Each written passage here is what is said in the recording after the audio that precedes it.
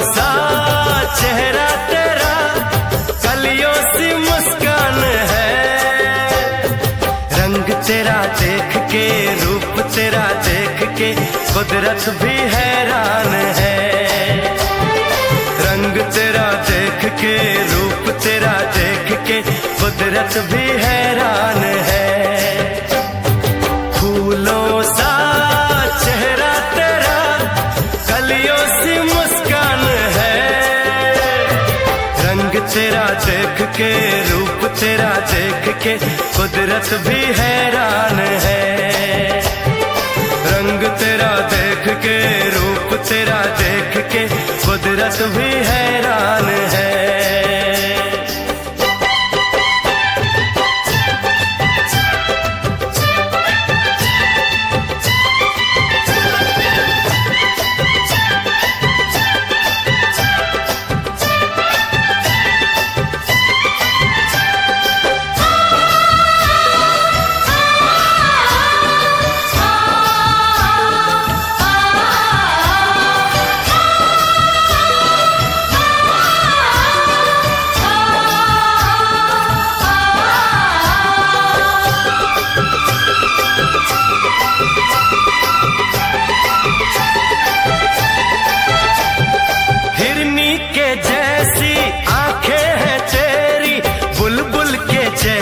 तेरी चाल है।